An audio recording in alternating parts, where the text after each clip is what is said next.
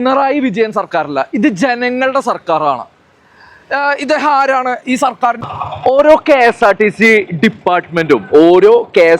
Department പോലെയുള്ള government authorities success ആവുമ്പോൾ, അതായത് ഗവൺമെന്റ് അതോറിറ്റീസ് എവിടെയെങ്കിലും സക്സസ് ആവുന്നത് നിങ്ങൾ കേട്ടിട്ടുണ്ടോ? ഓക്കെ, മിക്ക ഗവൺമെന്റ് സർവീസസും ഫെയിൽഡ് ആണ്. അങ്ങനെയുള്ളത് സക്സസ് ആവുമ്പോൾ നമുക്ക് ടാക്സുകൾ ഇളവ് കിട്ടും. അപ്പൊ ഇതുപോലത്തെ ഡിപ്പാർട്ട്മെന്റുകൾ സക്സസ് ആവേണ്ടത് വളരെ അത്യാവശ്യമാണ്. ഇപ്പോ നമ്മുടെ KSRTCയുടെ മിനിസ്റ്റർ നോക്കുകയാണെങ്കിൽ ഗണേഷ് കുമാർ ഓരോ മാസം പുതിയ ബസ്സുകൾ ഇറക്കുന്നുണ്ട്. പക്ഷേ ഈ പഴയ ബസ്സിന്റെ അവസ്ഥ ആലോചിച്ച് നോക്കൂ. KL 15A1678 എന്ന് പറയുന്ന ഈ നമ്പറിൽ 2020 ഇതിന്റെ ഇൻഷുറൻസിന്റെ കാലാവധി കഴിഞ്ഞതിന് ശേഷം ഇതുവരെ പുതുക്കാതെ നിരത്തിൽ ഓടിക്കൊണ്ടിരിക്കുകയാണ്.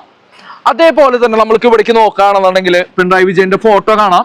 അതേപോലെ തന്നെ നവകേരളം പുതുവഴികൾ, പിണറായി വിജയൻ സർക്കാർ 10ാം വർഷത്തിലേക്ക്. ഇതിൽ ഒരൊറ്റ കാര്യമുള്ളത്, നവകേരളം എന്തായാലും പുതുവഴിയിലല്ല, അത് തകർന്ന വഴികളിലൂടെയാണ് പോയിക്കൊണ്ടിരിക്കുന്നത്. അതായത് റോഡുകളൊക്കെ തകർന്നു കിടക്കുകയാണ്. അതേപോലെ തന്നെ പിണറായി വിജയൻ സർക്കാർ, ഇത് പിണറായി വിജയൻ സർക്കാരല്ല, ഇത് ജനങ്ങളുടെ സർക്കാരാണ്. ഇദ്ദേഹം ആരാണ്? ഈ സർക്കാരിന്റെ കാർന്നോരല്ല, ജനങ്ങൾ ഒരു എംപ്ലോയി ആയിട്ട്, മുഖ്യമന്ത്രി ആയിട്ട് നിർത്തിയിരിക്കുന്ന ഒരു എംപ്ലോയി മാത്രമാണ് പിണറായി വിജയൻ എന്ന് പറയുന്നത്. ഇത് ജനങ്ങളുടെ സർക്കാരാണ്, ഇത് പിണറായി വിജയൻ സർക്കാരല്ല എന്ന് ഓർമ്മിപ്പിച്ചുകൊണ്ട് ബൈ. നിങ്ങൾ ചെയ്യേണ്ടതെന്ന് വെച്ചാൽ ജനങ്ങൾ ഒരു കാര്യം ഉപകാരം ചെയ്യുക, നിങ്ങൾ വീഡിയോയിൽ പകർത്തു. നിയമം KSRTCക്കും പ്രൈവറ്റ് ബസ്സുകാർക്കും ഒന്നും വേറെ പറയില്ല.